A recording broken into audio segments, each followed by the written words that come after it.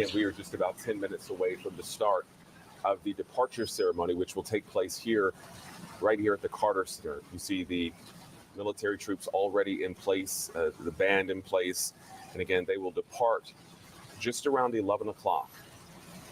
I think one of the questions we have, certainly at this point, as the casket gets ready to leave Atlanta, is what sort of weather impact Washington, D.C. will be experiencing, whether it will slow down the schedule or how it will impact things. While it is no longer snowing, we've seen, courtesy of Cheryl Preheim and Stephen Boise, her photographer, clear blue skies. It is bitterly cold there. It's really, really cold. Yeah, and because of the weather in Washington, D.C., today's event was moved back by an hour. While it is cold, it is a lot of snow there, so it's giving everyone a moment to get in place because of this weather delay. And at any moment, the former president's remains will be taken out of the Carter Center. We'll see that military band begin playing Amazing Grace at any moment. And once again, this is a live look at the Carter Center at the reflecting pool. The doors a little further down, which is where the president has been lying in repose over the last 36 hours. And as Caitlin mentioned, something to point out, this will, for the most part, be a silent ceremony other than the music that you'll hear from the band. We won't hear any speakers. The next time we'll hear a speaker will actually be 4:30 or so this afternoon when we have the service in Washington. But until then, it will be overall a quiet service, is what you'll see. Several musical selections played out over the next 30 minutes or so.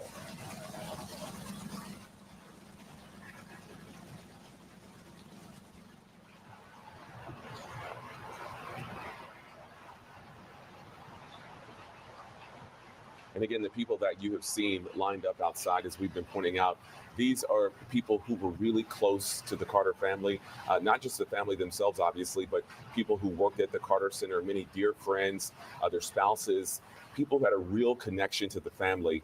Those are the people who were invited to be a part of this special departure ceremony. Carter's had, at the Carter Center, they had like their own little condominium that they would stay at for extended periods. President Carter would famously show that he and Mrs. Carter would sleep on a Murphy bed there, that a U.S. president and his wife would be sleeping on this very small bed that would come out of the wall, which is what a Murphy bed is. And it was a big part of their lives staying there. And oftentimes we would see them in the Ponce Highland neighborhood in the restaurants. Wisteria, which is a restaurant that's no longer there, was a popular choice. We used to see them certainly at Manuel's over the years for an assortment of events, but they could be seen walking in the neighborhood, walking in the area, and their lives were very much tied to the Carter Center, not only in word and deed, but they live there as well. And it's where they spent time when they were here in Atlanta. And whether they were on their way to a Braves game or a Falcons game, it was always a base for them, along with their family. Lots of room to stretch out, lots of acres, and they greatly enjoyed that property. It was more than just a place, of course. We know by now that bore his name. Yeah, and it's kind of emotional knowing that this will be the president's final time at the Carter Center, a place where you mentioned, Jeff, he spent so much of his time. We've been preparing for this over the last, 23 months, since he's been in hospice. But knowing that the hearse will take him off and, it'll be the last time. And as you mentioned earlier, Jeff, most presidents are buried, at their presidential library and museum. But he wants to be buried in Plains, Georgia. Well, there's a couple of reasons for that. First of all, it is, of course, where they lived. It was his boyhood home. It was where it all began for both of the Carters. But there was also a great sense of community that's still there even in death, and that they were very, very concerned about that portion of Georgia and keeping Plains alive, that neighborhoods would, not neighborhoods because it's so small, but that it would be a community that would still be vibrant, that would still have some economic strength about it. And by being buried there, it will ensure that people will come to Plains, which is, out of place. It's hard to get to Plains, whether you're going to go through Columbus and cut over, or you're going to go I-75 from Macon and then cut down. But Um, it is a place that's out of the way. And without the Carters there, I think there's great concerns about its economic health and Sumter County in the years ahead. That's a good point. Again, you're looking live outside the Carter Center. We are just about 5 minutes away from the departure ceremony that will happen right here outside the Carter Center. You're looking at some of the invited guests, which again include some Carter Center employees, family members, the Carter family members, along with their spouses and friends. And I talked to one of the Carter Center employees, Ms. Bernstein Hollis. She had worked with the Carter Center for some 46 years, for the Carters rather, for 46 years. And she said, look, I grew up in Plains with Mr. Carter. He invited me to come work with him in Washington. When I got done with Washington, he said, hey, come work with me at the Carter Center. So a lot of these people that you're seeing out there, they have been with the Carters, not just in this type of service, but in multiple areas and layers of their life. And so this is a really important moment for them. Yeah, and if you were able to walk through the repose, these were some of the volunteers that were welcoming you, ushering you through the exhibits. When I went yesterday, and many of them had a smile on their face. They were excited to see so many people show up to the Carter Center. People of all ages, all walks of life, all generations, all races, taking a moment to not only go through the repose, but also walk through the exhibits. So these people have a great appreciation for the work of the Carter family. And it's nice to see these individuals be a part of this moment in history, having a moment to themselves, having a quiet ceremony to say their own final goodbyes to the former president. Well, we will never see another life like this, and we will never see a former president live his life after the White House in the way that this one has. It is unprecedented, and it certainly is his definition. But, we've been talking a lot about what his definition is. And again, the complexity of Jimmy Carter is such that it's almost impossible to frame him of who he was and what he was. But we do know what he did and the greatness after the White House and his impact on people, not only politically, but medically, socially, in so many different ways that were unexpected when he left in 1981. And once again, just to set the scene of where we are right now, the former president's remains will leave the Carter Center for the final time. We are waiting for the remains to be taken out of the Carter Center, where it's been lying in repose for the last 36 hours. Or Hirsch will take his remains to Dobbins Air Reserve, where he'll take his final journey to D.C. Coverage continues at midday.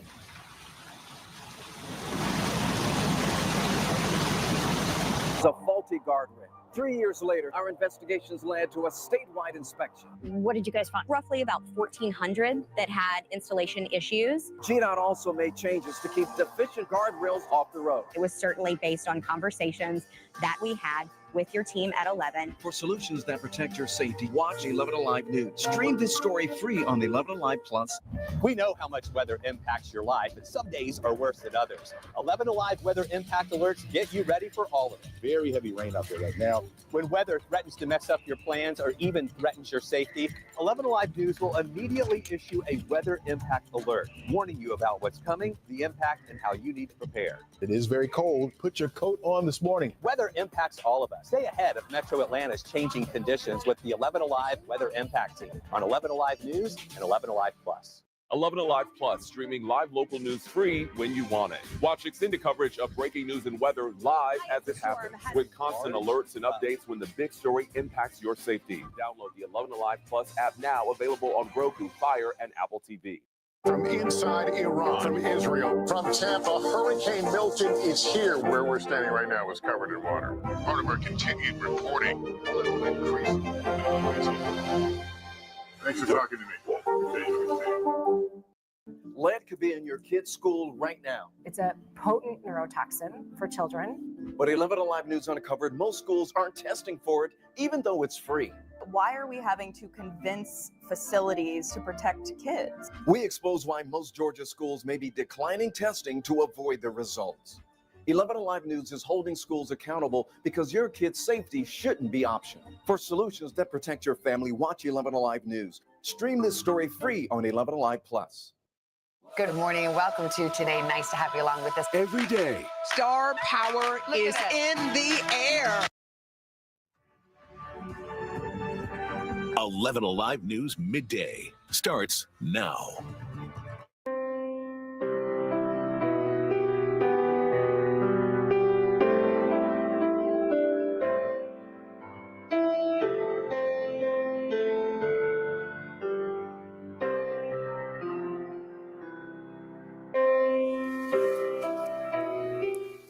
saying goodbye right now. Ceremony is underway at the Carter Center as former President Jimmy Carter begins his final journey to Washington, D.C. Hello and welcome to 11 Lives Midday. I'm Ariana Manise. And I'm Jonathan Martin. Thank you all for being with us here today. For days, people have been paying their respects at the Carter Center. Now it's time for people to now in our nation's capital pay their respects. 11 Alive anchor Cheryl Preheim is up in D.C. for us today. Cheryl, we know the president is expected to arrive there later this afternoon.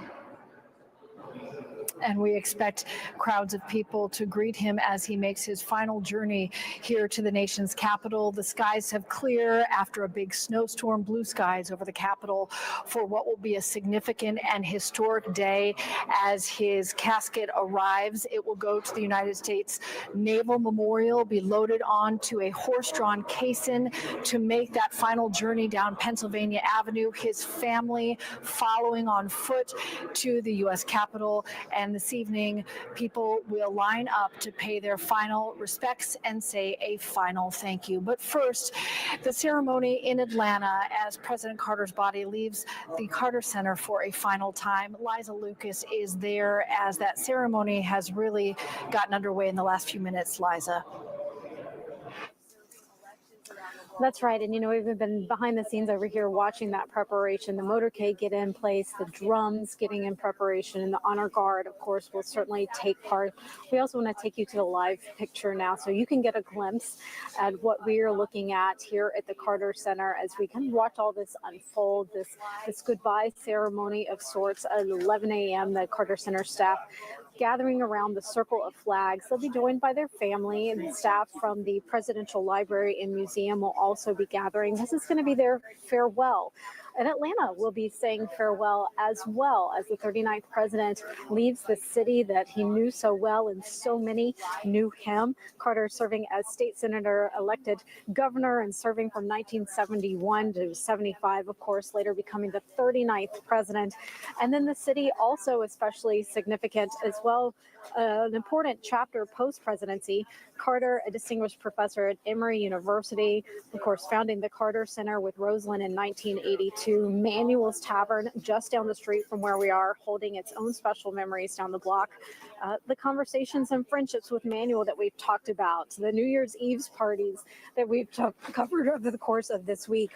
And as we close this chapter, we want to bring you back here to the memorial sign because there will be another opportunity, even though the public visitation did wrap up today, and we will be saying goodbye as the president's body is taken out through that motorcade and onto Dobbins and then D.C. on the 9th. On the National Day of Mourning, the public will be invited back here to the Presidential Library and Museum. It will be open to the public. So once again, people can gather and pay their respects. Again, you can see right there the picture of the hearse being, you can see rather the casket being carried out, the honor guard. So we're going to bring you back out here to the sign as this all unfolds and we continue to bring together this moment. Guys, I can hear the drums in the background. I'm going to send it over to you. And once again, we see the remains of the former president being carried out of the Carter Center for the final time. The men that have been standing around him over the last 36 hours as he's been lying in repose.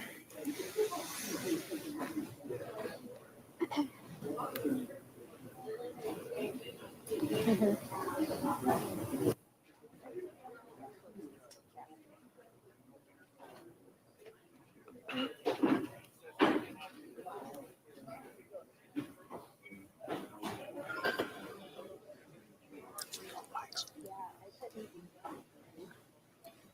didn't know if he was counting down me, counting down.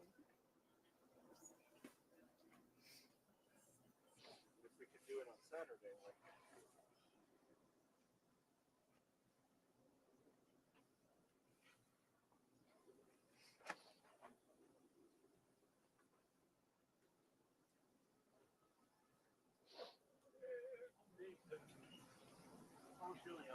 I know. We did it on Saturday. It's just irrelevant. Well, it's not. Let me look. It's irrelevant. He's gonna do it. He's gonna do it. Hang on. It looks like there's people trying to watch. They said it was 23,000.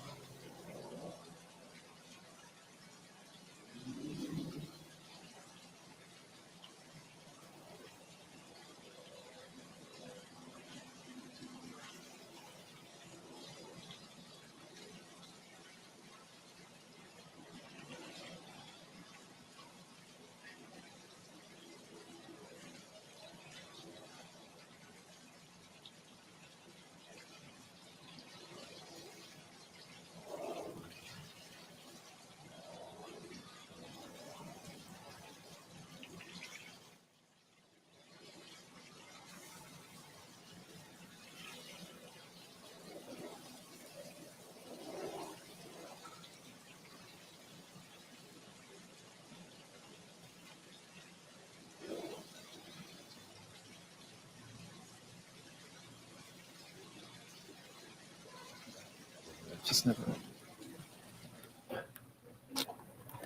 You're looking live right now at the Carter Center, where President Carter is set to leave one last time. This is the departure ceremony happening right there at the Carter Center. And guys, we just saw some of the faces of the people there who certainly had a special bond and relationship with the family. Mm-hmm. And we heard the family speak in that ceremony at the Carter Center on Saturday. And they say how they appreciate being on that motorcade route and seeing everyone line the streets at the Phoebe Sumter Medical Center in Plains, Georgia, at the state capitol, knowing how much their father, their grandfather was adored by so many people in the state of Georgia.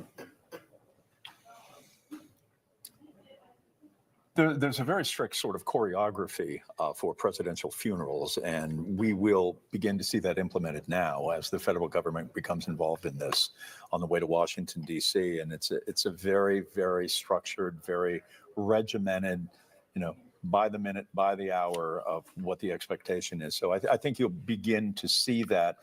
May have a little bit of a different look than what we saw on Saturday, which was less of that. It seemed less formatted, less regimented, but I think it's an illustration of Washington, D.C. and how things will have kind of a different look about it here very, very soon. And I think we're experiencing that right now. It will. Yeah, we expect that the hearse will depart the presidential center here within the next 20 minutes or so. The time we were given was right around 11:30, making its way to Dobbins Air Reserve Base in Marietta. So that'll be about a 20-minute drive, you'd say? Or... Yeah, I was trying to figure that. That is such a bottleneck of Atlanta traffic. That 75 area and 285, and you get up there by Kennesaw, and the traffic is such a logjam no matter what time of day. So we'll see how that impacts all of this. But I would assume, I think you're right, maybe 15 or 20 minutes. We'll have to see. Yeah, that's the plan. The plan right now is for right around 12:10 to arrive there at Dobbins. So we'll see this all again play out within the next 30 minutes or so, as our Caitlin Ross has been reporting. This will be pretty much, for the most part, a silent service, other than the musical selections that you'll hear. Mm-hmm. And as you mentioned, the hearse will carry the former president's remains to Dobbin Air Reserve Base, and he'll make that final journey to the nation's capital, where our Cheryl Preheim is live. And Cheryl, this focus will now shift to the nation's capital, where we will really see a very structured service. As Jeff just mentioned, we will see the former president lie in state, where members of Congress, members of the Supreme Court, dignitaries will also have a service to honor the 39th president, Cheryl. Yeah, there are so many details, Ariana, planned here for his arrival, a final journey back to the nation's capital for the 39th president, starting from Dobbins Air Reserve Base, where a special Air Force unit will carry the former president on Special Air Mission 39, designated, of course, for the 39th president and the only president from the state of Georgia. And there are incredibly beautiful details set aside for his time here in Washington, D.C. But first, the journey from Georgia to the nation's capital. Caitlin Ross is at Dobbins Air Reserve Base right now. Caitlin, you get a sense that the team that will carry the president to the nation's capital the very last time feels a deep honor in this mission. That's the perfect word, Cheryl. It absolutely is an honor. We spoke with a seaman earlier today that said it was the honor of his career to be able to take part in this ceremony. It's so important to him because President Carter is someone so many military members look up to, not just because of his service in the military, but his service as the president and then beyond, his work with Habitat for Humanity. This seaman said that he hopes to emulate his career and become a naval officer because of all that President Carter accomplished. That's all going to happen here at this Plainside ceremony. That seaman's going to take part in it. There are band members warming up right now. We know that no one's going to speak. It is going to be a silent, solemn occasion. They're set to arrive here at 12:10, and then the plane will depart at 12:45. So we're going to be on standby for all of this, and we will be carrying it live. Cheryl, so much to see here as President Carter makes his way to Washington, D.C. And from your location, he will arrive at Joint Base Andrews. It's about an 11-mile journey from the base to the United States Naval Memorial, where there will be a very beautiful transfer of the flag-draped casket onto a horse-drawn caisson. And that horse-drawn caisson will travel down Pennsylvania Avenue from the memorial to the United States Capitol. And notably, the Carter family will walk behind it, and that is a tribute to a moment in 1977 where they made history, the first couple getting out of the inauguration limousine because they surprised the world. They jumped out of the limousine and, to the chagrin of the Secret Service, and said, we want to be accessible. We want to see everyone lining Pennsylvania Avenue for the inauguration. Well, today the Carter family will see everyone lining Pennsylvania Avenue for that last journey to the United States Capitol, where he will lie in state, and the public is invited to see him and pay their respects tonight ahead of the National Cathedral service on Thursday. We'll have much more here from Washington, D.C. throughout the day. Jonathan, Ariana, Jeff, I'm struck by the contrast as we drove by the White House, thinking about the White House in contrast to the little house in Plains, where he will be buried next to Rosalind Carter, his wife of 77 years, and the contrast between the National Cathedral, which seats 3,000 people and all of the greatest dignitaries in politics from the United States and beyond in the world will be there, to that final private service in Maranatha Baptist Church that seats about 300, with that cross made of wood that the former president made with his own hands over the pulpit. Pretty incredible to see the contrast as we enter day one of the funeral events here in the nation's capital. I think you make an interesting point about contrast. It really is a day of contrast, not only in terms of taking a look at these environments going from Atlanta now on the way to Washington, D.C., but the contrast in his life. Washington, D.C.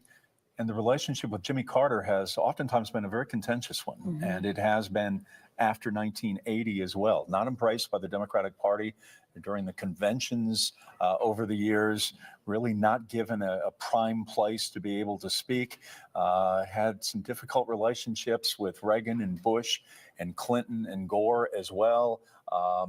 And he was always involved with foreign affairs, and he always had his own mind of what he would say and what he would do. It was his independence that oftentimes ruffled a lot of party leadership, and certainly a lot of presidents that came after him. And when he lies in state, we will have a ceremony where congressional leaders, they will have an opportunity to pay their respects. And I think knowing the fact that Vice President Kamala Harris will also speak at this ceremony, she just represents one of the things that Jimmy Carter really implemented when he came into office. He was a governor from the South, and he spoke at his inaugural speech when he became governor, saying the time for racial segregation ends now. And seeing a Black woman speak at that ceremony just continues to show how transformative the former president was. That's a good point, and I think that we've also seen the inclusivity in various parts of this service. I remember even just on Saturday, as we were watching the state funeral, in terms of the arrival ceremony, just the diversity of not just the people in the crowd, but the speakers, having the Morehouse College Glee Club, having his personal pastor, and you know, his friend, Ms. Bernstein Hollis, a Black woman he met back down in Plains, Georgia.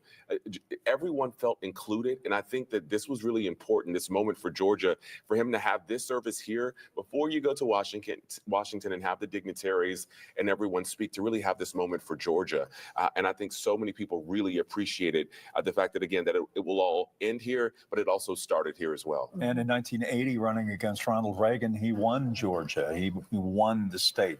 Didn't win many states in that campaign against soon-to-be President Reagan, but Jimmy Carter remains a favorite son of the state. Through thick and thin, there was a great love for him and his accomplishments and what he continued to do as an ex-president. But again, that relationship with Washington, D.C. is one certainly, I think, that will draw a lot of reflection today as he was able to rise in American politics on a national level.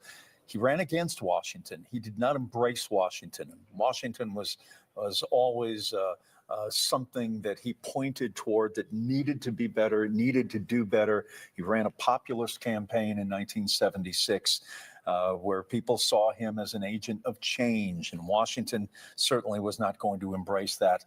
It doesn't now, it didn't then. So it has always been an interesting relationship with our nation's capital, with Jimmy Carter. It's the stuff that historians love to write about, and it's the kinds of things that reporters still like to talk about all these years later. And Jeff, when you just speak about, you know, what's happening in this time as we reflect on the former president passing away, people say one of the reasons he lost was because of inflation, and we're seeing a transition of power. You know, President Biden leaving the White House and a new administration coming in. And a lot of people, when we went to the polls, a lot of people spoke about inflation and economy. So it's just the parallels of the times, you know, as we reflect on, you know, the Carter administration and the transition of the Biden administration. Well, American politics has always been referred to as a giant wheel, that it is ever circling and it ever comes back to where it began. So certainly there is some truth in that. But the 1970s, the late 1970s, a very, very difficult time in the United States. And we've heard that from some of our guests that we've had this morning, whether it was the oil embargo that began in 1973 and had ramifications that can still be felt in many ways in America. But, you know, you have Iran and the rise of the Ayatollah and Islamic fundamentalism in running many of these states around the world. Very, very difficult time that was full of change and full of problems of an economic nature, where, you know, interest rates for houses was through the roof. It was impossible for many people to be able to afford a home back then. And you look to the current times, and we know President Biden will deliver the eulogy at his state funeral at the Washington Cathedral. And he's just not delivering the eulogy because he is the current president. President Jimmy Carter wanted President Biden to speak at his funeral. That's significant as well. In case you're just joining us, so I know a lot of people may just be tuning in. Right now, you are looking right now live at the Presidential Center, the Carter Presidential Center here in Atlanta, where just a few moments ago, we all watched as the hearse left the Carter Center, now making its way to Dobbins Air Reserve Base, the motorcade and the president's remains. They left a little early. I know we originally heard that they were going to leave and depart right around 11:30, but perhaps with the weather and some of the delays that have already happened today, they're getting out a little early. So right now, we expect that the motorcade will make its way to Dobbins, which is, Jeff, we said about a 20-minute drive or so. So I think around 11:30 or so, 11:45, we should see the motorcade arriving, maybe a little after that. But again, it looks like they got a little earlier start today. Yeah, and just looking ahead at 12:10 p.m., President Carter will receive a 21-gun salute as he leaves from Dobbins Air Reserve Base to fly to Washington, D.C. His casket is set to arrive at 4:10 p.m. at the United States Capitol Rotunda to lie in state. Right now, you're seeing the military personnel ceremonial troops walk around the center of flags at the Carter Center in just a moment. In about 7 minutes, based on the schedule that we received, the hearse is expected to pull out and arrive at Dobbins Air Reserve Base. Now, after the president lies in state, once again, this is all leading up to Thursday. This will be followed by remarks by President Joe Biden. We'll have U.S. Speaker Mike Johnson, President Pro Temp of the Senate, Chuck Grassley, and others. They will speak at the United States Capitol at a ceremony for members of Congress, members of the Supreme Court. Other political national figures will ascend on the United States Capitol this afternoon at 4:30 p.m. They'll have their own personal moment to reflect. Once again, many of those ceremonies that were expected to take place in the nation's capital today, they were pushed back by an hour or so because of a snowstorm in the nation's capital. Many of the federal offices are closed, and I think that really gives people a moment in the nation's capital who are often busy. I was telling Jonathan, many people who live in D.C., they're used to ceremonies like this, and it gives them a moment to clear their schedule and walk over to the Capitol in the snowstorm and have a time to reflect on President Jimmy Carter's legacy and see a moment in history of president lying in state. I think it'll be interesting to see what sort of crowds we see in the Rotunda as far as age goes. How many young people connect with Jimmy Carter? How many young people recall his presidency? Have we moved so fast and so far that some of these famous names and great names and men and women of impact oftentimes are forgotten? I think it will be interesting to see the ages that pay their respects today. Right now, you're taking a live look at Dobbins Air Reserve Base, where within the next 15 or 20 minutes, we expect the motorcade and the president's remains to arrive. As we mentioned, this will be a special mission. I believe it's going to be called Air Mission 39 to honor our 39th president. So really, again, as we've said earlier this afternoon, everything that you will see play out in the next 5 or 6 hours has been planned very meticulously and carefully, really for years. These presidential funerals, we talked to some of the people with the Carter Center and even the sheriff in Sumter County. He said, we've been planning this service for more than a decade, and we go and tweak the plans. But all of this, President Carter had a hand in every musical selection, even down to the honorary pallbearers. So a lot of what you will see today are the specific wishes of the former president.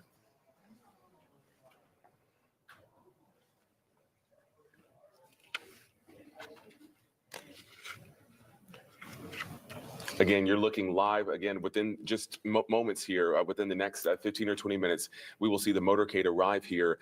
The schedule as it stands right now, they're expected to arrive right around 12 o'clock and then depart around 12:45.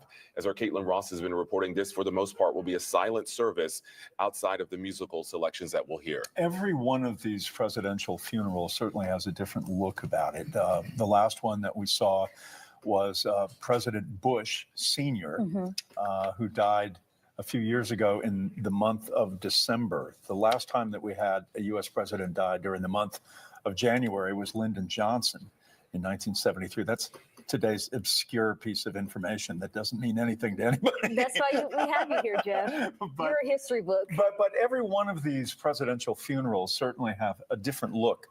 This one is different in this sense. He was the longest living U.S. president, so the reflections on him are different. There's a very long resume of President Carter that everyone can look at and celebrate this long life of service to the United States, and above and beyond just holding, the presidential seal. It's so amazingly different from other U.S. presidents in terms of what the service and ceremony and salute will look like. That's absolutely true. I spent 7 years as an anchor in Houston, so I covered George H.W. Bush's funeral. So I was there anchoring live, and it did have a different feel. And I think the difference here is it is really a community connection that we talk about. There's a really strong community connection. Right now, you're taking a live look at the motorcade as it's making its way to Marietta. As I mentioned, they left a little earlier, than they had planned. So they will be arriving probably a little earlier as well over at Dobbins Air Reserve Base around 12 o'clock. So right around noon, we expect them to arrive, if not sooner. And what's interesting, at every moment of the state funeral, we've seen them continue to treat him like a current president. You know, they never missed a mark, planning this to every point, having a motorcade. And also the family is a part of this motorcade, the hearse that is going to Dobbins Air Reserve Base. It is expected to get there. Our schedule says around 12:10. He will then take that final journey on Special Mission 39. That is the special plane that they have named in honor of former President Jimmy Carter as he takes his final trip to the nation's capital to Lyon State. And if you're wondering where they are right now, as you are looking high above, they're right at Georgia Tech as they're just passing the bridge underneath Tech Square. So they are beginning to make their way toward Cobb County. And our Caitlin Ross is live at Dobbins Air Reserve Base with Special Air Mission 39 behind her. Caitlin, they are headed your way.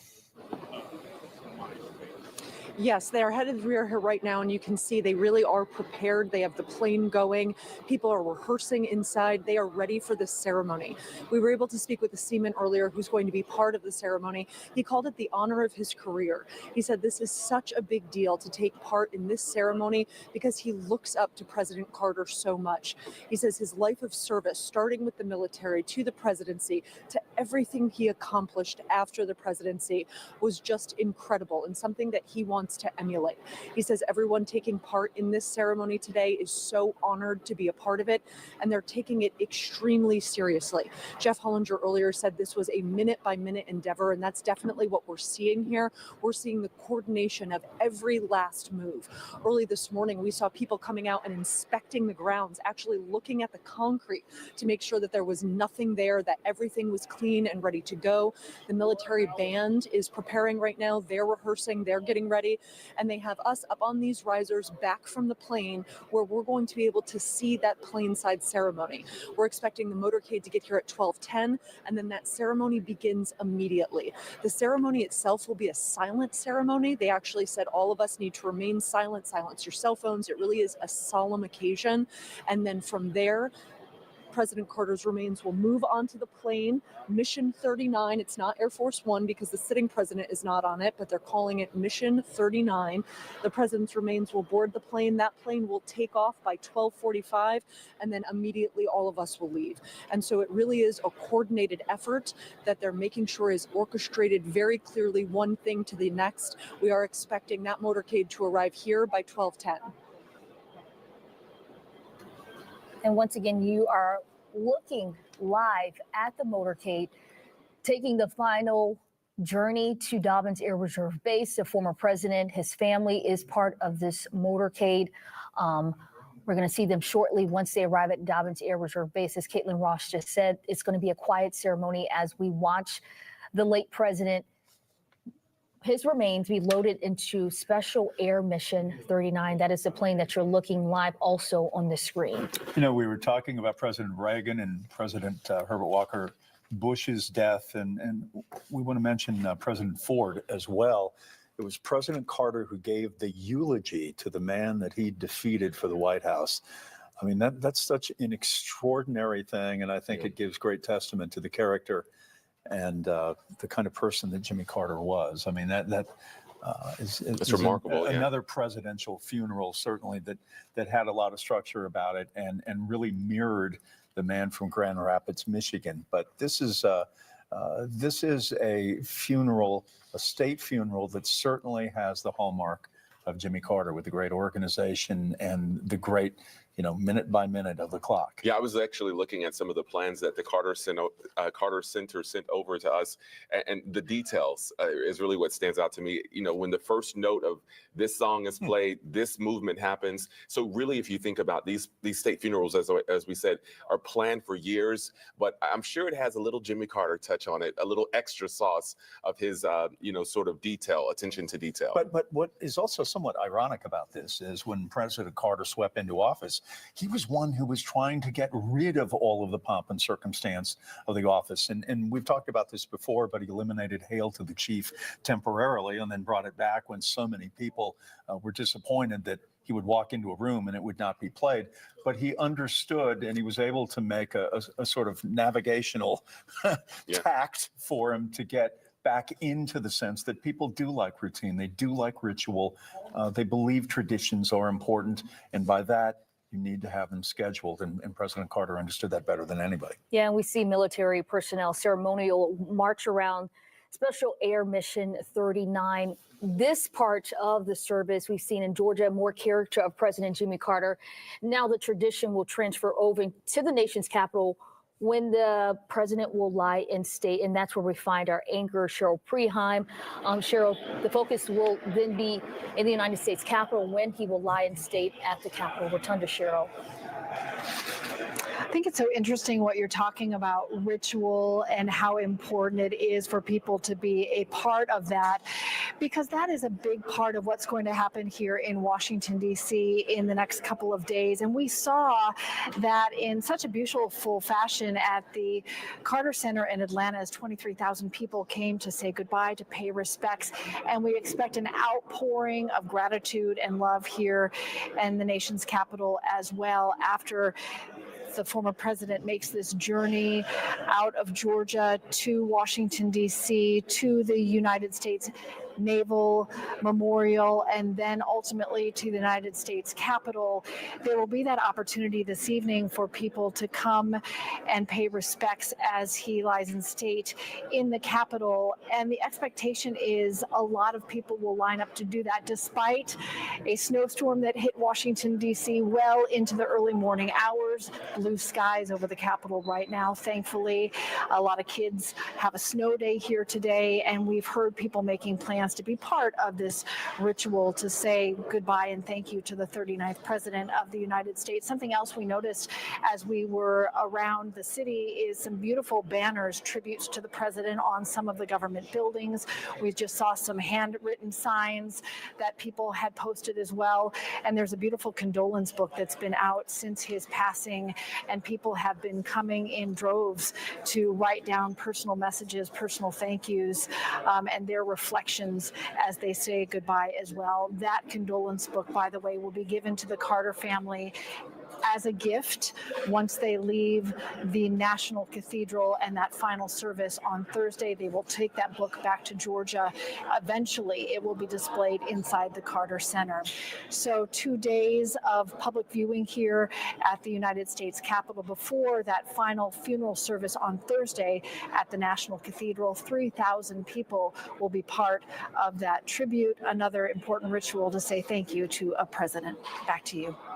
Cheryl, I was thinking about something that you said a few hours ago that I think we ought to talk about briefly. Is the Carter family will be getting out of the limousine in Washington, D.C., which will mirror what Mr. and Mrs. Carter did on the day of the inauguration in 1977. It's one of those moments in American history that is a searing memory of the Carter White House and certainly of 20th century America.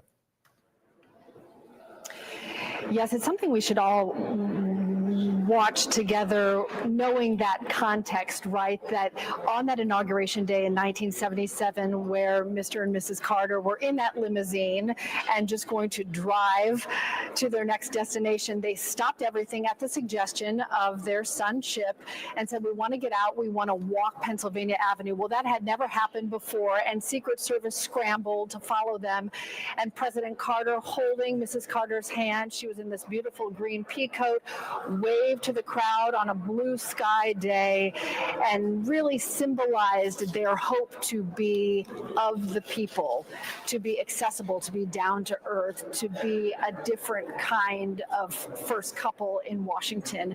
And I think that's really poignant. And today we'll see the entire Carter family walking behind that horse-drawn caisson, that flag-draped casket on the horse-drawn casket as it makes that final trek to the U.S. Capitol. That will be a moment that will be significant and touching as we all watch together, and more so understanding how that book ends this moment in history for the family and for the country. Cheryl, I think it really illustrates just how far and how much we have changed in almost 50 years of not only politics, but life in this country. That I still remember, and I've seen this on YouTube, where Walter Cronkite and some of the anchors at the other networks were stunned. They were shocked when the Carters got out of the limousine. It was like it was like this amazing thing that nobody had ever seen, and it was stunning people. I mean, we look at that now like, you know, why was that a big deal?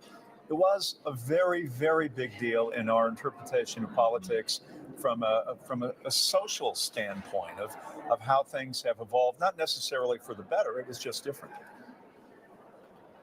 That's such a good point, and something we'll all watch together here January 20th when we're on the verge of another inauguration, just how that is just something we expect to see now, but something that the Carters just set into motion. And when they came to Washington, D.C., out of the governor's office in Georgia, they said, we're going to do some things the way we think they need to be done. First and foremost, they said they pledged never to lie to the American public. And even after his presidency, Mr. Carter said, people may not have agreed with everything I did. Maybe they don't agree with my politics, but I kept an oath never to tell a lie to the American people and to withhold peace and do my best for the American public every day. And aside from politics, he certainly kept that commitment to do good and try to give his best to the people as long as he had the energy to do that. And we saw that happen well into his 90s. Cheryl Preheim joining us live from D.C. We'll be checking back with you in just a bit, but in case you were just joining us, you were taking a look on the left of your screen of the motorcade making its way to Dobbins Air Reserve Base, which is where you see Special Air Mission 39 on the right of your screen. We expect it to arrive there in the next 20 minutes or so. And there is where we'll see a departure ceremony. The family of the late president will fly with his remains to the nation's capital, where they'll also have a ceremony. Once he arrives in Washington, they'll have another ceremony where he'll be taken past the Naval Memorial and then to the United States Capitol, where members of Congress, they'll have a ceremony. We expect Vice President Kamala Harris to deliver the eulogy in that moment. And then from there, the public from around the world, from across the country, will have a moment to see the president lie in state from 7 p.m. until 7 a.m. And we just heard from the Carter Center that they expect that the ceremony there will start right around 12:05. So running a few minutes ahead of schedule. So again, the motorcade making its way to Dobbins Air Reserve, where we will, for the most part, have a silent ceremony. You'll hear a couple of musical selections, Hail to the Chief. Also, a 21-gun salute will be a part of this service. Immediately following that, we'll see the Army maneuver. They'll maneuver into their band position, and you'll hear another selection, Nearer My God to Thee. So all of these songs, all of these moments, carefully planned out, and really President Carter had a hand in so much of it.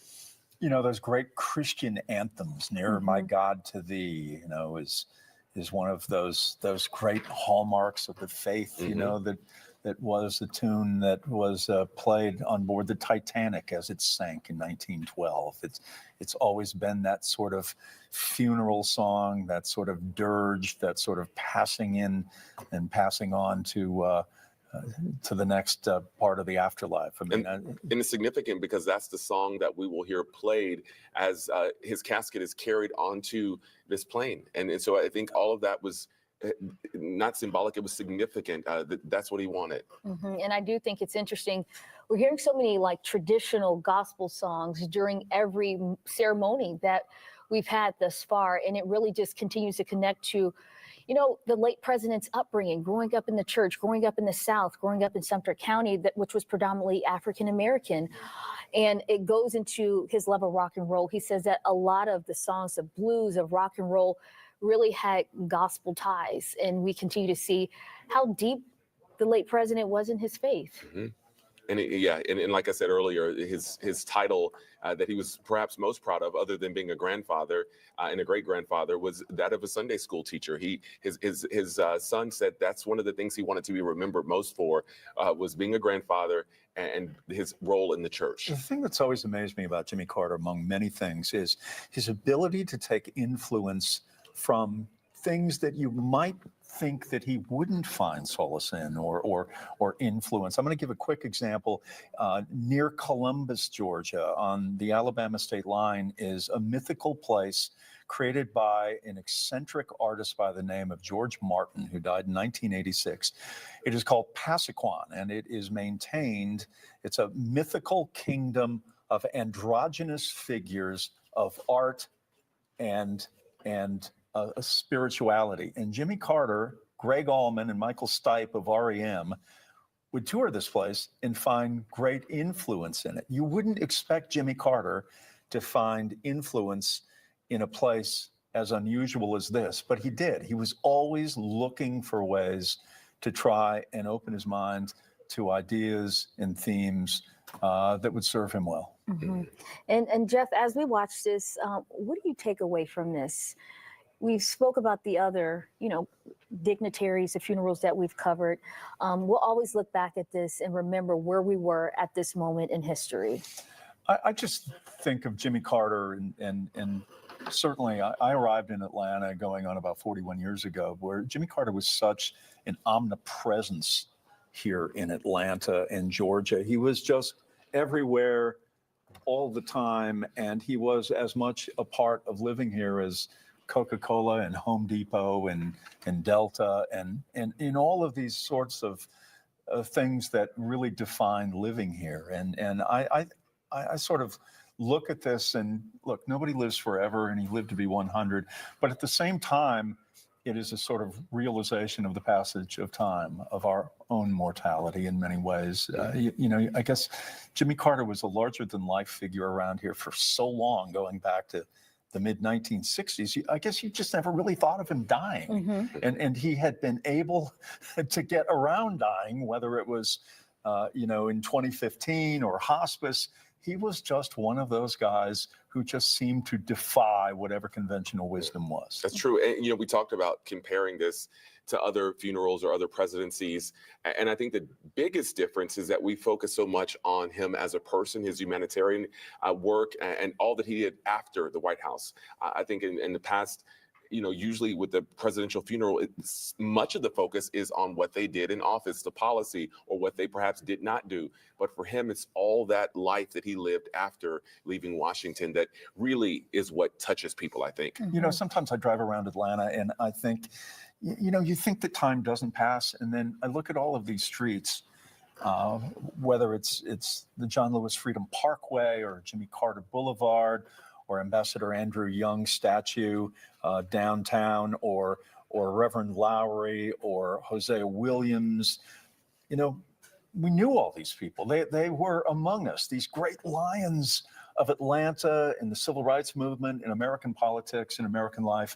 They were people that we took for granted for the most part. And now they are all gone. And now their names are on streets, they're on statues. And that in itself gives you, pause for reflection just about the passage of time. And I think that's what these images of President Carter on the way to Dobbins and then on the way to Washington, D.C., that, here we are, it's 2025 and he's not here anymore. Not here anymore. And as we said, there's never going to be another Jimmy Carter.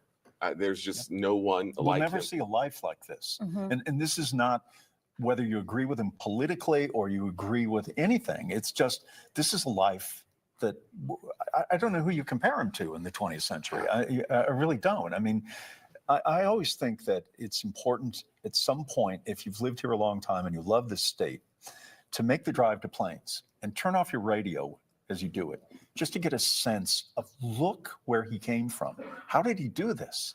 What sort of talents did he have to be able to rise from this place in Sumter County to where he went in his life? It is a staggering thing to ponder. And I think that's why we saw so many different generations go to the Carter Center to see him lie in repose. I was standing by the memorial sign, and I saw a mom explaining to her child after they went through the exhibit who Jimmy Carter was, asking, "Hey, Mom, why are there peanuts at the bottom of the sign? Why is there a Braves cap?"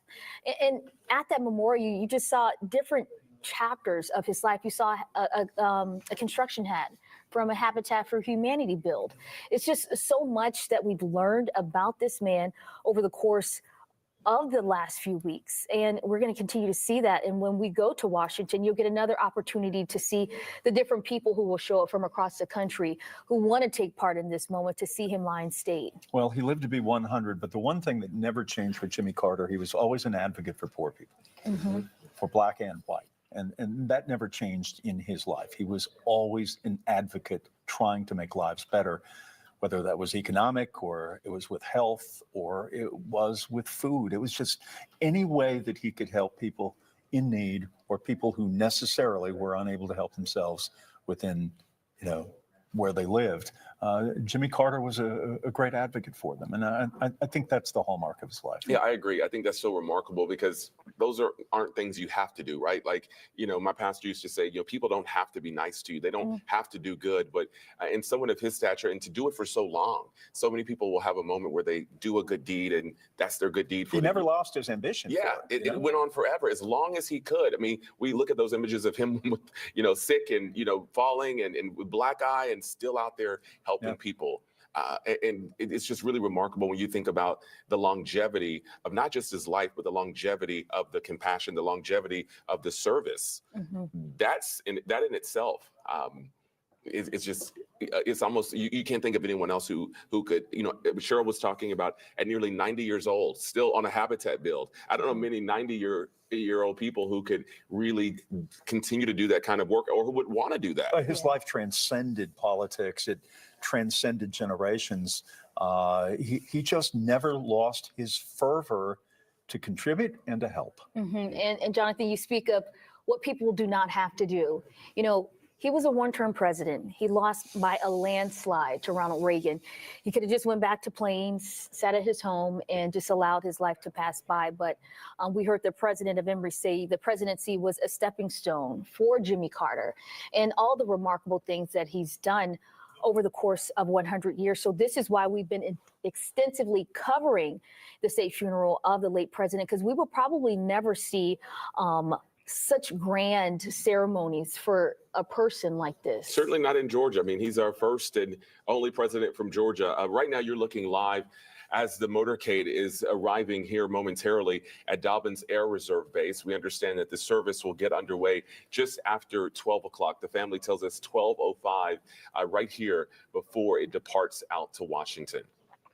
I was thinking about Ken Stein, who helped formulate the Carter Center, that we had him on Saturday talking about Jimmy Carter, that when Jimmy Carter came back to Georgia after losing in 1981, there wasn't a clear consensus about what he was going to do. And really, you mentioned President James Laney of Emory, who we also had on, who's now 97 years of age.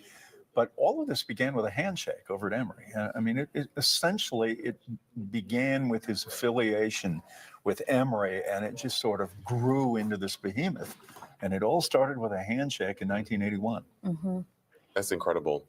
Again, you're looking live right now at Dobbins Air Reserve Base on your right, where a special air mission 39 will take off heading up to Washington, D.C. within the next 30 minutes or so. We understand that the ceremony here will get underway right after noon today. We'll see the family also there as a part of this ceremony. You see the band. You can see some of the instruments there on the left of your screen. We know there will be a couple of musical selections played. Again, if you look right there, I believe the motorcade is now arriving there to Dobbins.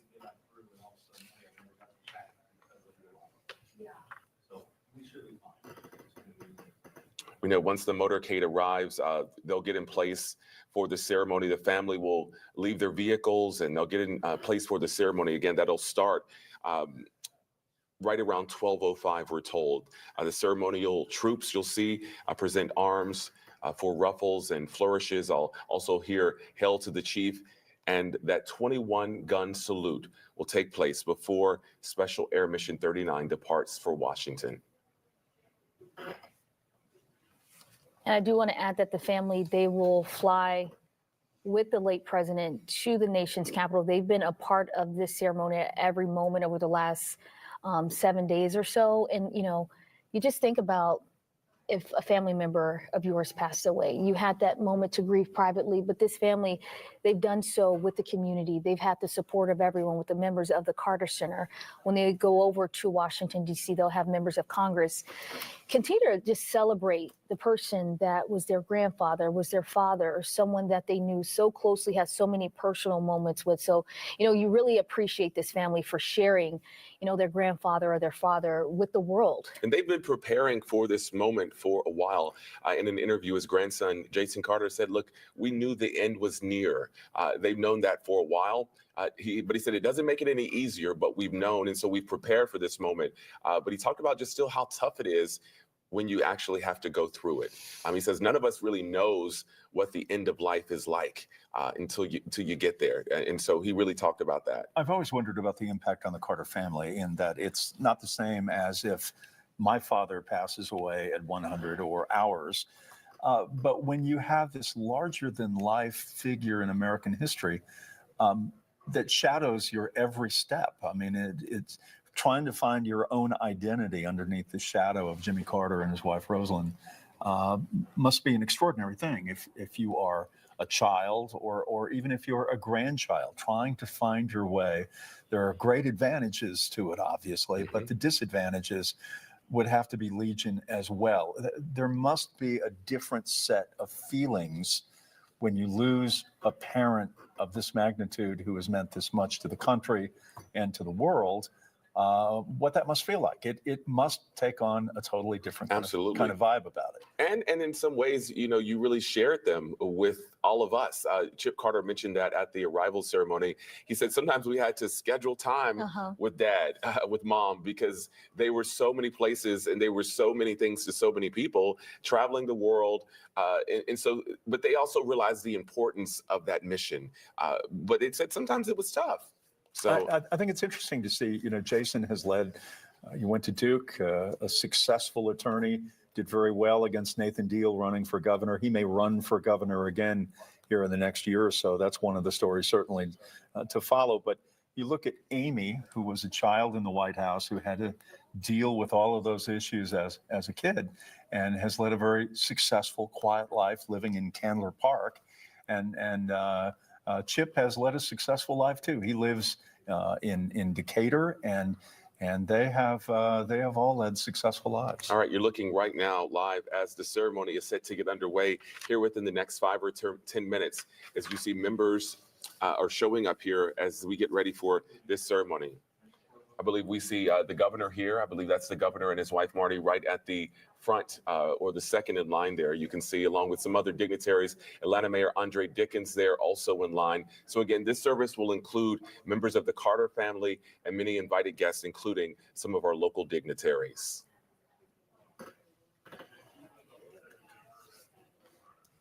It's always great to see the working relationship between Atlanta Mayor Dickens and Governor Kemp. Yeah. I think the state runs at its best, and I think we're all best served when Atlanta and state governments certainly have some sort of symbiotic relationship. We saw it with Mayor Kasim Reed and Governor Nathan Deal, and I think it really.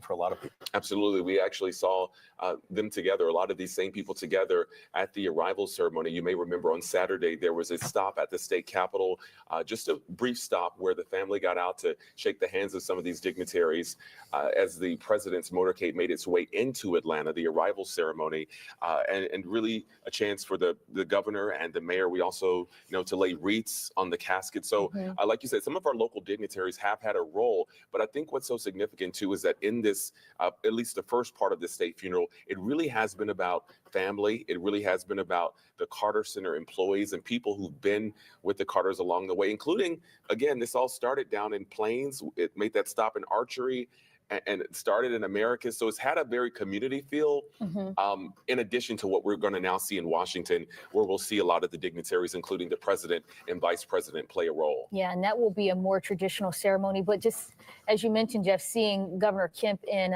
Mayor Andre Dickens stand side by side at the ceremony at the Carter Center and at the state capitol, and now at this, it just represents another mark of President Carter, seeing two people from two different parties work together side by side to work for the betterment of their people, for the state, for the city, and now take a moment to really just reflect on who he was and everything that he did and the legacy that he left in the state. think the shot, there you're looking again at some of the people as we expect that the president's hearse will be arriving with the motorcade in just about the next couple of minutes. The service, we understand, will get underway right around 12:05 before it departs for Washington, D.C. There on Special Air Mission 39.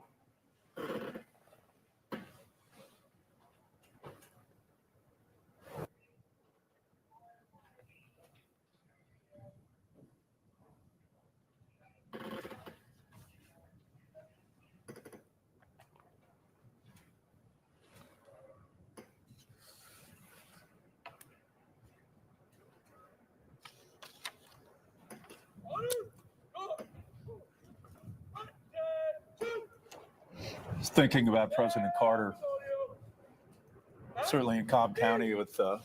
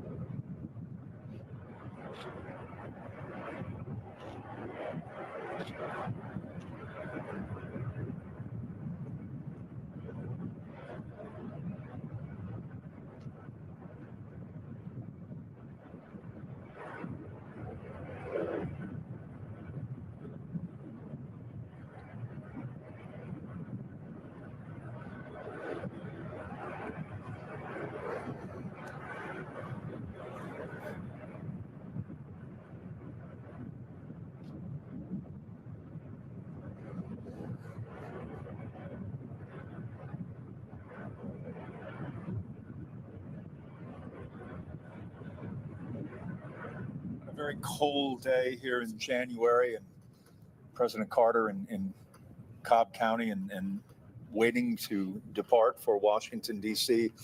During warmer days, President Carter's great love of baseball and the Braves, Cobb County and Turner Field, Atlanta Fulton County Stadium. And, we've talked about how he was good at a myriad of things, whether it was fly fishing or woodworking or art, or he wrote poetry as a means of expression and a means of relaxation.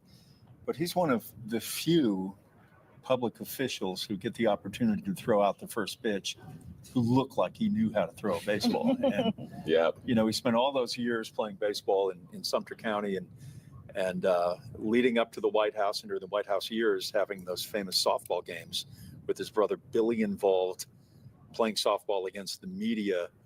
And, he was very athletic. He was running up until he was 80. And, we look back and say, wow, how did this guy live to be 100? Well, he was very, very active, very, very athletic, running. And, he liked to throw a ball around and was a guy who was very, very physically active at a time when, a lot of American politicians were a lot more sedate. Yeah. You look at some of the videos we've been showing and you have to really think, wow, he was 90 years old here. He was 92 years old here. Sometimes it doesn't click when you see the activity matched with what he was doing.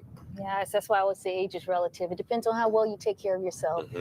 And, he took care of himself, he took care of others. And I think that's one of the reasons why he lived so long, because, God didn't want him to leave. He wasn't done. His work wasn't done here. So not yet. What is it our mothers always tell us? Live everything in moderation, and he certainly did everything, at least health-wise, in moderation. He did.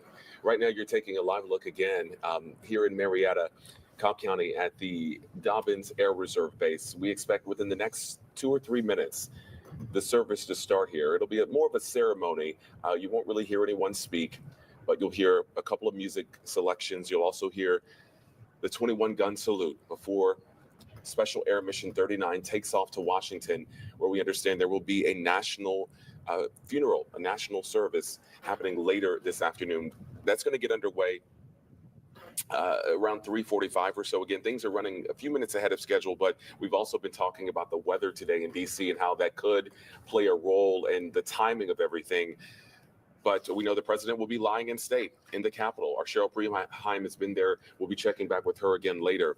But right now, this is part of the final goodbye to Georgia. Again, the president will be making his way back here to Georgia on Thursday, where he will be having a final resting place back where it all started in Plains, Georgia, reunited with his wife, Rosalind, which I think is really part of this whole, state funeral that's really special, that it really will end back to his humble beginnings.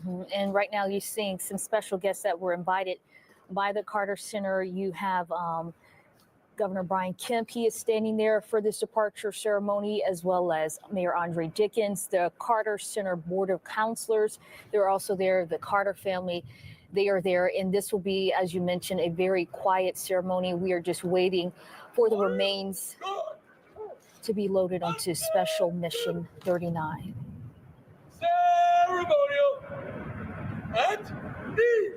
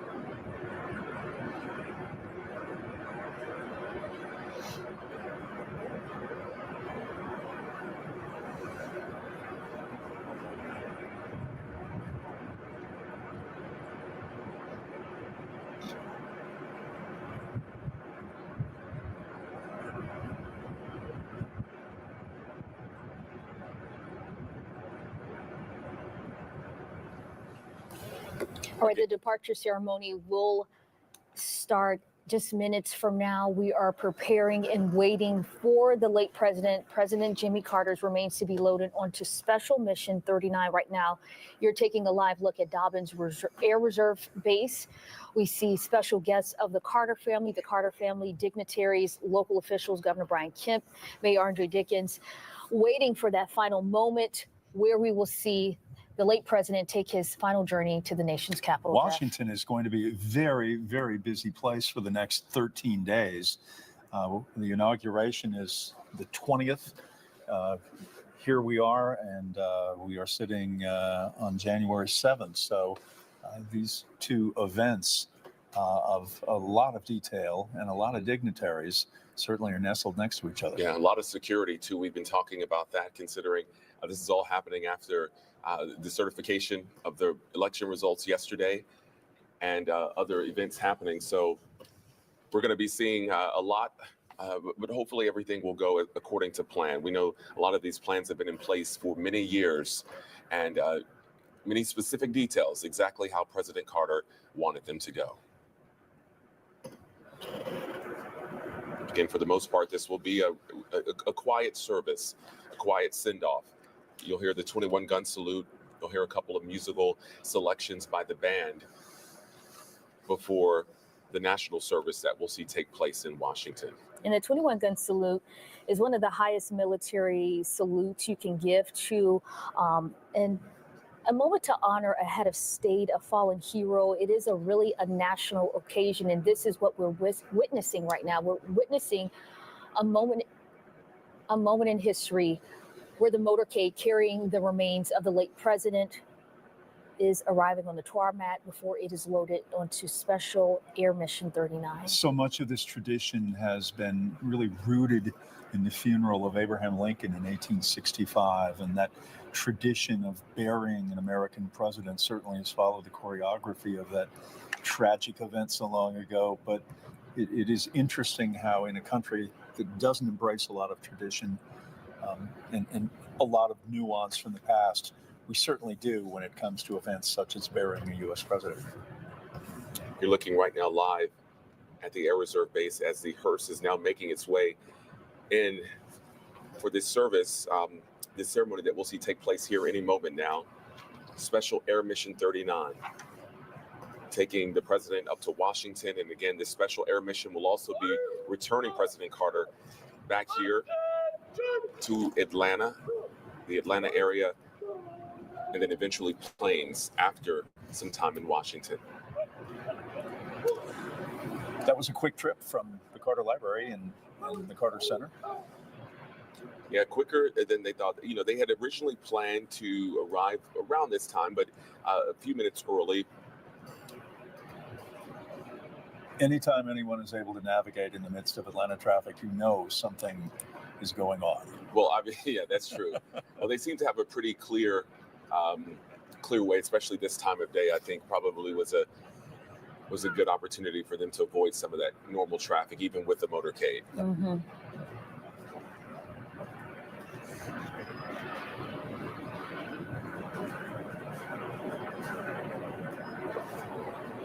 And again, the weather in Washington, D.C. has been bitterly cold today, though there has not been any snow. There is snow on the ground, but it has delayed events by about an hour. And I think one of the things worth watching in the hours ahead is to see how that weather may impact more of what is to come.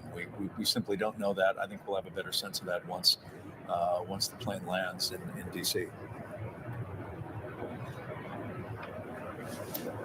And the family is loaded into this motorcade. They're on the buses behind the hearse, where they also witness this departure ceremony that will get underway in just a matter of minutes, which is what we are looking at live at the moment.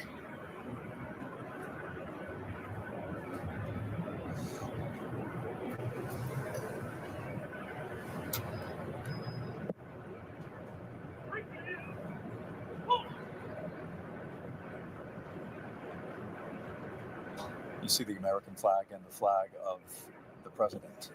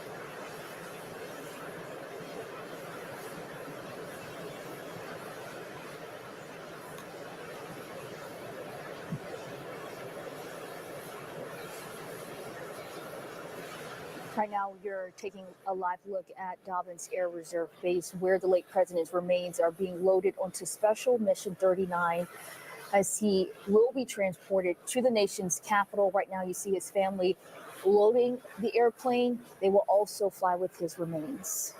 You know, one thing Jason Carter mentioned, he talked about how this time of year, every year, for so long, they would take a family trip. He would say we would go together as a family. And he said, you know, while this is certainly not a exciting or, the typical type of trip they would take, he said it is a chance for our family to get together one last time with granddad. With his grandfather. So I think for many of them, as you mentioned, Ariana, a good time for them to be together as a family. They've shared, President Carter with so much of us, so many of us for so long. And this may be a time for them to just be together, just a family and some close friends. As the casket was placed on the airplane, we heard two compositions, two ancient pieces of music, one Near My God to Thee, the traditional Christian anthem, most notably played on the Titanic when it sank in 1912. And the other, Hail to the Chief, which was first played in 1812 in the United States. And it is attributed to an English composer by the name of James Sanderson, part of an adaptation of Sir Walter Scott's The Lady of the Lake. Hail to the Chief certainly has become a part of American life and as familiar as any melody in this country. President Carter's journey here on Special Air Mission 39 is more than just a flight. It's more than just the plane that you see. Really, we're told it is a reflection of his lifetime, 100 years of service to our country. We've talked about his time in the Navy, his time in the White House, and certainly his time after leaving the White House here in Georgia, and the service that really is incomparable. His legacy of compassion, one of peace and dedication. So the service goes beyond just the flight itself, the mission itself. What you're seeing, it really is special and symbolic in many ways. As I take a look at this live picture that you are seeing right now, I'm flashing back to a photo, a very famous photo of Jimmy Carter from 1976 from an airport when his flight, his plane was behind him and he needed to get through a fence. And there's the famous picture of him leaping the fence in his suit while Secret Service agents around him were looking at him like, what on earth are you doing? But it was a very athletic move, very typical of Jimmy Carter, and very much a departure, if you pardon the pun, from what we had seen in the past from United States presidents. Yeah, he was a really young president, and just, speaks to how young he was when he left the White House, which is one of the many reasons why we saw him live just such a great post-presidency. And it just speaks to why we will probably never see such a grand ceremony like this. Yeah, it's certainly not here in Georgia. Again, right now you're taking a look at the departure ceremony, which got underway not too long ago. The president's casket is now loaded into the Special Air Mission, the flight that you will see, the same flight that will bring him back here to Georgia in a couple days. So we expect that the plane will leave around 12:45, so in about 20 minutes or so, making its way up to Washington, D.C., where it will arrive at Joint Base Andrews. They'll have a special ceremony, an arrival ceremony there in D.C. as well. Well, we've talked about this for a number of hours, but it will be worth watching, seeing how different this service, this state funeral, will look once it gets to Washington, D.C. It will have a very different look from what we've seen in Georgia over the past few days. And when he arrives, he'll be greeted by the U.S. Air Force Band there in Washington, D.C. Another song that people may be remembering, Abide With Me. That's the song that will be played. So again, as I said, every selection, every movement, all the logistics here, very intentional and planned out by the president and his team, and in some cases, many years ago.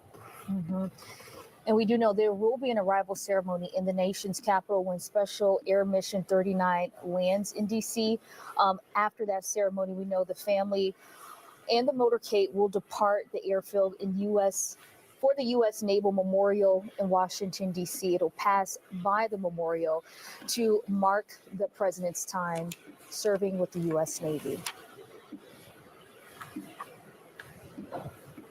Again, many people here in Georgia so grateful for the opportunity to have had the chance to go pay their respects. We talked earlier about the 23,000 people. I mean, and you think about that, that is a huge number of people from just across Atlanta and beyond who made their way to the Carter Center to see the president lie in repose, knowing that, as we said, Ariana and Jeff, this is an opportunity that we won't get again in our lifetime, to have a president in Georgia, from Georgia, lying in repose.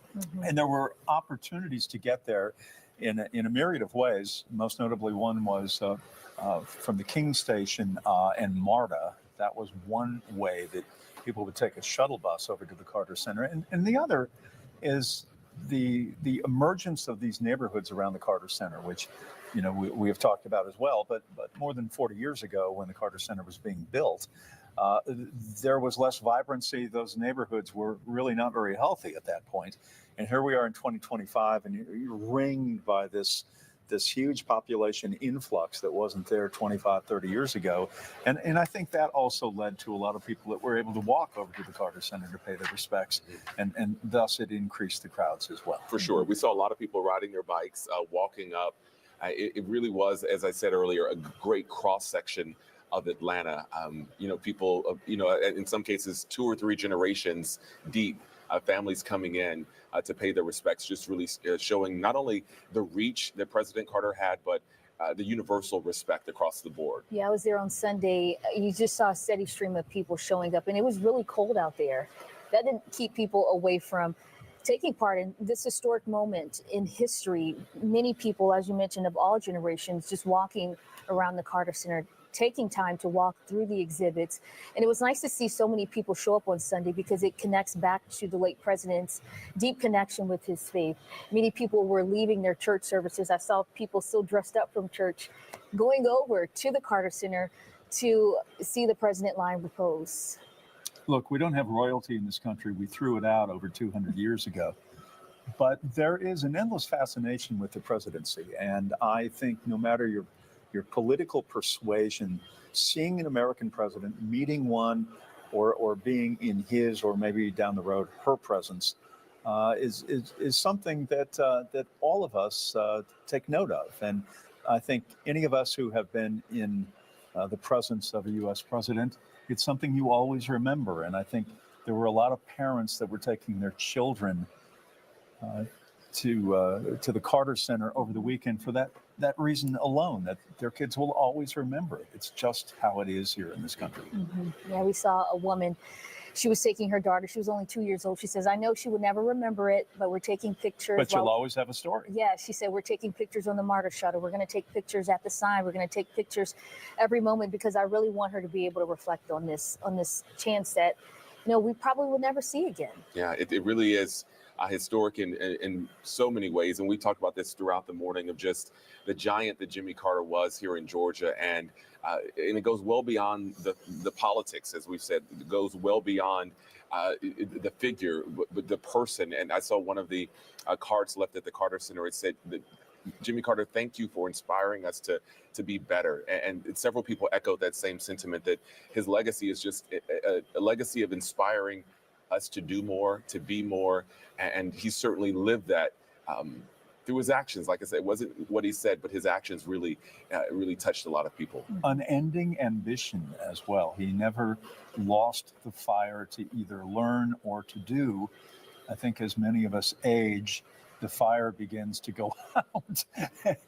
And there's less of a propensity toward trying to learn new things or accept new things, or just be as active as maybe we once were. But for Jimmy Carter, he just never lost any of that. That in itself is worth looking at and saying, how did he do that? How was it that his ambition in life, toward life, was never, ever quelled?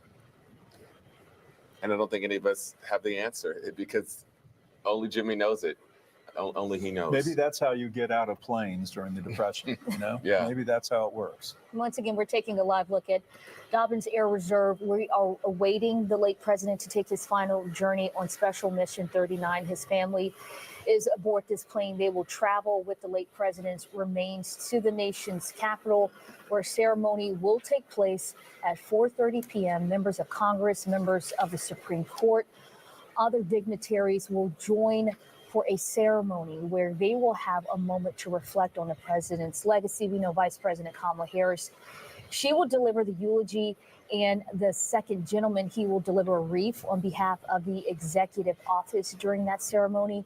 And at 7 p.m., we will see him lie in state, and we will have members of the public. They will have an opportunity, those in Washington, D.C., those who are traveling from across the nation to the nation's capital, to see the president lie in state. That will happen starting at 7 p.m. this evening, all leading up to Thursday, when we will see the late president have his funeral at the Washington National Cathedral. We've been fortunate with the weather here in Georgia that it's a sunny day. Yeah, it's cold, but no rain, no ice. And certainly as we look ahead toward the weekend with inclement weather potentially on the horizon and not knowing what the expectation is, with all due respect to Chesley and Chris and the weather team, it could have been significantly worse. And this has made the day, and I think the last few days, really delightful for everyone as we pay respects.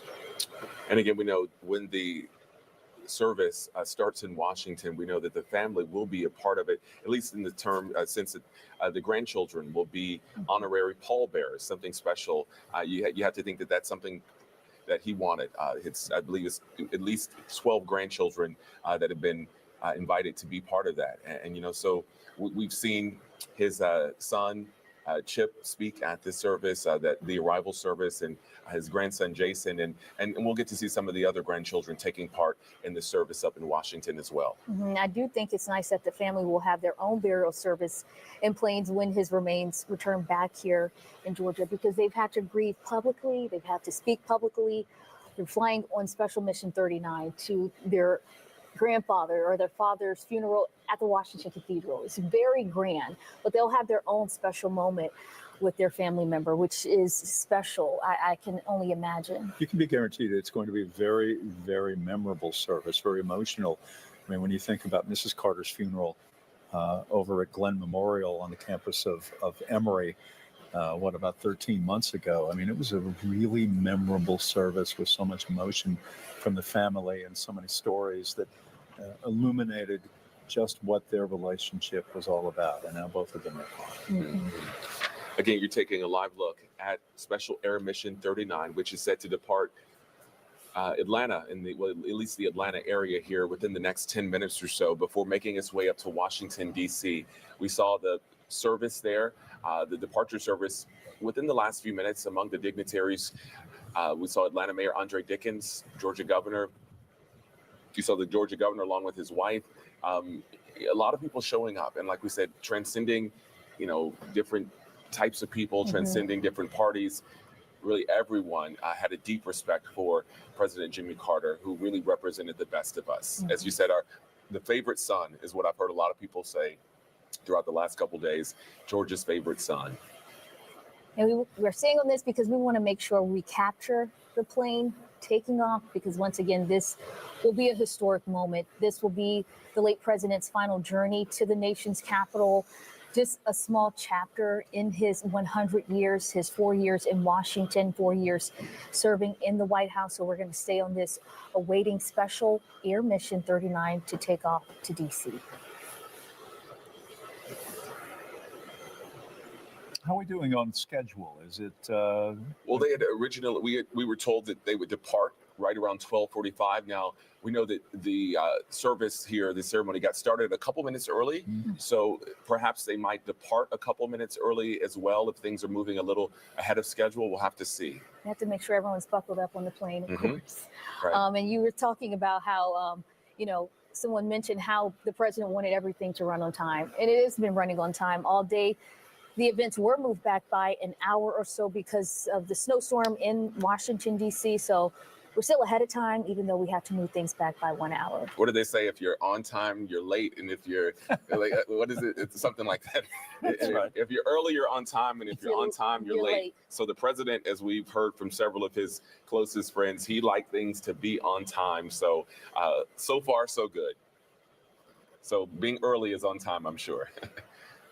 If we could turn the clock back to 2 years ago when President Carter first entered home hospice and somebody would have told us then that it would be January of 2025 when this state funeral would begin, I'm not sure any of us would have believed it at that time. I mean, it has been, it must have been an incredibly difficult journey for not only the president himself, but also the caregivers and his family. I mean, dealing with home hospice for such an extended period of time must have been very, very difficult. That's why the family, I understand, was so gracious and really grateful at the arrival ceremony. He made Chip Carter, his son, made sure to thank those hospice care workers and the doctors, the people who had been with the president by his side for so long. They were really, really grateful, and you could really feel that that gratitude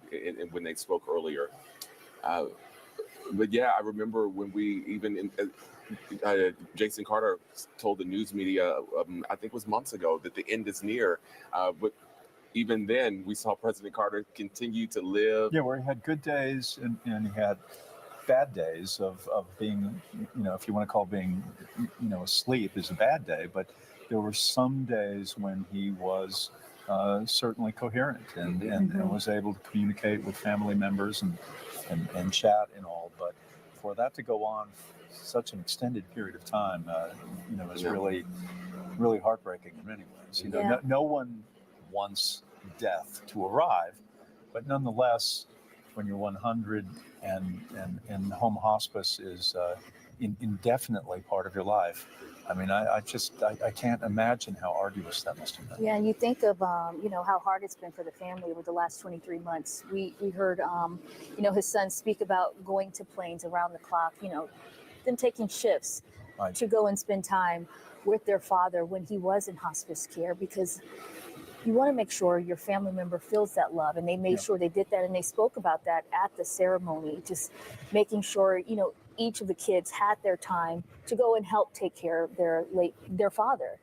And it was also nice to see him be able to show up for his wife's funeral. I think that's amazing. I mean, when you look back at that he was able to go through that, what must have been so emotionally wrenching and physically failing at the same time, and to be able to do that, I mean, I think many people were stunned when he was seen in Atlanta, in the front row. Yeah, and he had a blanket. But the expectation of him of any less, would be a mistake, because he is a man who always charted his own course and did what he was going to do. I think it would have been more alarming if he was not there, just thinking about the love and connection that they have for one another. And when he was at the funeral, he had a blanket with his wife's face on it. And even though he wasn't able to speak, we heard words from the late president. They read a letter that he wrote to Rosalynn when he was deployed in the Navy. So Amy Carter read that emotional letter that was so touching. Yeah, I don't think any of us forget that. It looks like Special Air Mission 39 is going to be taking off here from Dobbins Air Reserve any moment now. They had set to depart right around 12:45. Again, they got a little bit of an early start, so we expect it to take off here any moment now, heading up to Washington, D.C.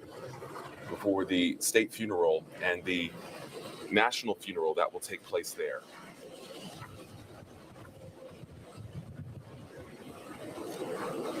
So if 12:45 is takeoff time, right on schedule. Right on the nose. Mr. Carter would have appreciated that very much. Yeah, and they expect to arrive right around 2:15 in D.C. So not too long of a flight up to D.C. And once again, the family is flying with his remains. And we talk about just the family having that moment. And unfortunately, that's the only time a lot of families have a time to come together, is to say goodbye. And they're doing this on the national stage. So we appreciate them for allowing us to be a part of every single ceremony and allowing us to all just reflect on their family members' legacy.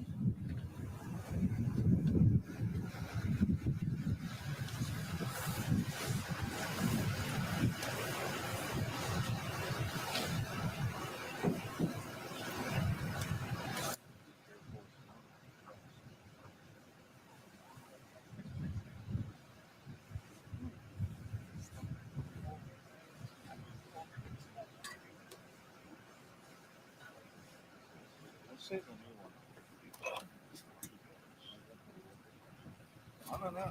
They're like, what is it now?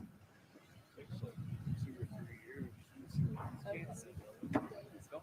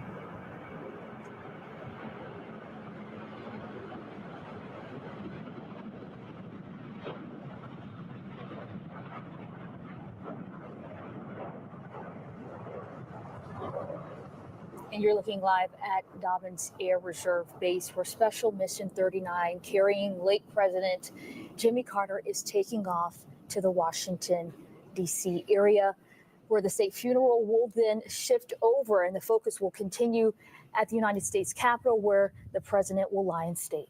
Again, we know among the people on that flight, the president's family and several other trusted friends and loved ones of the family who've worked at the Carter Center and been so close to them. We understand that this flight will arrive in D.C. around 2:15 this afternoon at Joint Base Andrews. Our special coverage will continue. Jennifer Bellamy, Ron Jones, and Brenda Wood will join us. Stick around. We will continue this coverage of the late president's state funeral.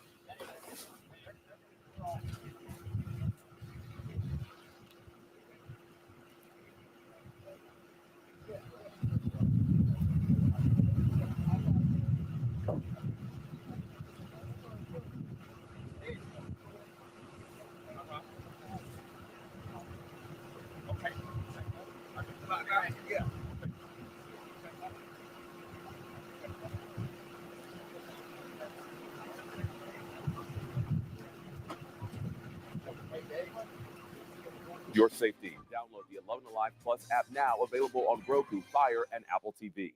From inside Iran, from Israel, from Tampa, Hurricane Milton is here. Where we're standing right now is covered in water. Part of our continued reporting. A little bit crazy.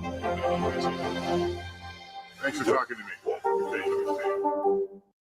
Lead could be in your kid's school right now. It's a potent neurotoxin for children. But 11 Alive News uncovered most schools aren't testing for it, even though it's free. Why are we having to convince facilities to protect kids? We expose why most Georgia schools may be declining testing to avoid the results.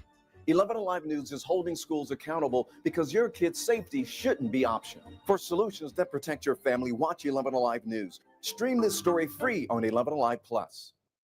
Good morning and welcome to Today. Nice to have you along with us. Every day, star power is in the air. Come on now. Thank you for letting us impose. Everything and everyone you're talking about. Only on Today.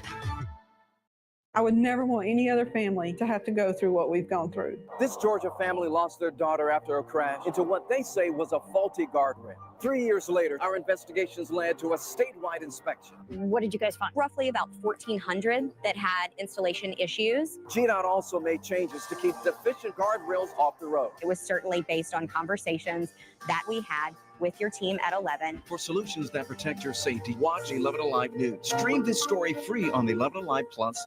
We know how much weather impacts your life, and some days are worse than others. 11 Alive weather impact alerts get you ready for all of it. Very heavy rain out there right now. When weather threatens to mess up your plans or even threatens your safety, 11 Alive News will immediately issue a weather impact alert, warning you about what's coming, the impact, and how you need to prepare. It is very cold. Put your coat on this morning. Weather impacts all of us. Stay ahead of Metro Atlanta's changing conditions with the 11 Alive Weather Impact Team on 11 Alive News and 11 Alive Plus.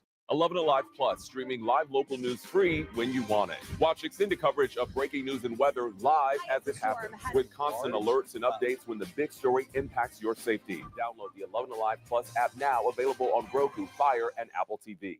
From inside Iran, from Israel, from Tampa, Hurricane Milton is here. Where we're standing right now is covered in water. Part of our continued reporting. A little bit crazy. Thanks for talking to me. Lead could be in your kid's school right now. It's a potent.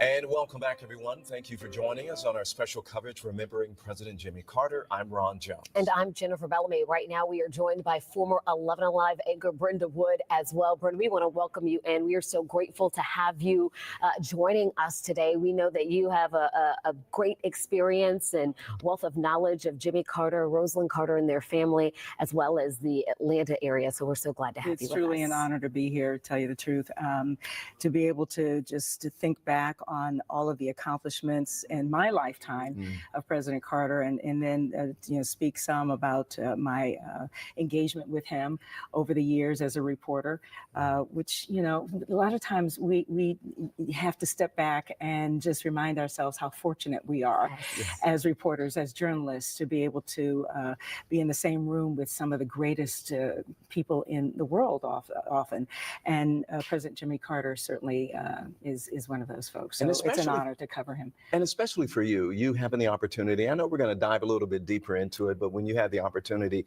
to travel with him to Africa when they were fighting that horrific disease over there in Madagascar? It was in Ethiopia, actually. So, the Carter Center and President Carter and Rosalind Carter have done just tremendous work around the world in eradicating diseases. Guinea worm, river blindness, guinea worm disease, which has almost pretty much been eradicated in just the short span of time, 20 years or so, by the Carter Center, but also their efforts in trying to eradicate the eye disease called trachoma, which also causes blindness. And the ground zero center of trachoma is in Ethiopia. Sub-Saharan Africa, that's not the only place, but that is ground zero.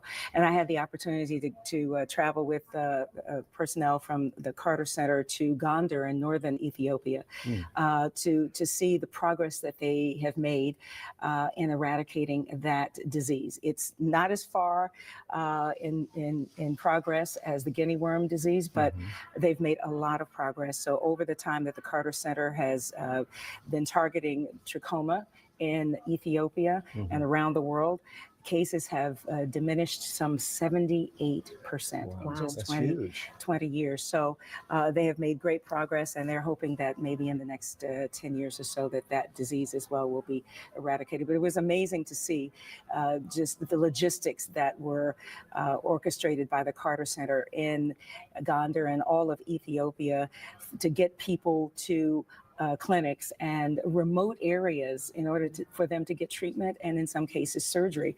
I saw it happened to be in Gondar where they were doing eye surgery to correct the problem of trachoma.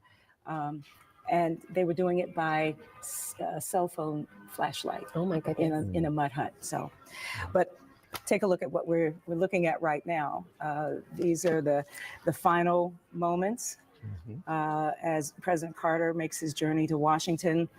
We just saw the plane take off as they head for Andrews in Maryland to begin the official ceremonies there in Washington, D.C. But this was at the Carter Center earlier today.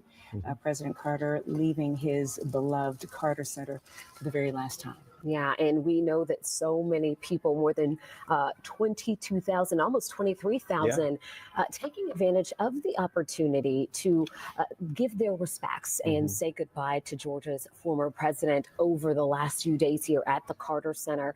We have seen people braving different conditions of cold weather. I was out there on Sunday. People were out there in the rain, close to midnight and beyond, taking advantage of those overnight hours. I think a lot of folks are really grateful for this opportunity, but not just having the chance to do it during the day, but at all hours to fit whatever schedule people may have been on, to make time to travel by MARTA, walk, ride a bicycle. We saw so many modes of transportation for folks, making sure that they took that chance to say goodbye to former President Jimmy Carter. You know, it was amazing that there were really not very long lines like we have seen in the past for other dignitaries and presidents when people go to pay their respects. Here, it was so very well orchestrated by MARTA and the Carter Center. They made sure that there were enough buses and shuttles for people to get to the Carter Center from the MARTA station. That they did it in such a fashion that people were able to walk right in and not have to stand in the bitter cold for so very long in order to pay their respects. I mean, just remarkably well orchestrated, and we have to give great thanks to MARTA. As a matter of fact, it's worth noting that President Carter, when he was governor here in the 70s, 71, that he really helped put together MARTA and gave great financial economic support to the Metro Atlanta Transit Authority. And so this is one way that MARTA has been able to pay their respects by being so well orchestrated. We're going to head out to Dobbins real quick and at least show some of the video as you see that the motorcade was heading out there as he get ready to board Special Air 39. Obviously, this represents the 39th President of the United States. Family and friends were out there, dignitaries out there as well. You had the mayor, you had the governor and his family, and it just shows the different political parties coming together. Regardless of their differences, it shows you the impact that Carter had on all those different generations and those political differences as This is his political legacy, actually. He was so very good at bringing different points of view together. I mean, this is why the Camp David Accords, is still in effect today. The peace settlement between Egypt and Israel. Nobody thought that was possible and it's at the time. It's still going on. But he tackled it, and he brought the two opposing forces together and was able to carve out a peace agreement that still stands today from 1978. So really, really remarkable. But that is indeed his legacy. Yeah, and I also want to mention, just his post-presidency, just the things that we saw him doing. You mentioned all the work from former President Carter and his wife Rosalind in the Carter Center to eradicate disease, to impact democracy all over the world. And, you know, we also talk about Habitat for Humanity all the time. All of the things that they did, all of their efforts beyond the White House, I think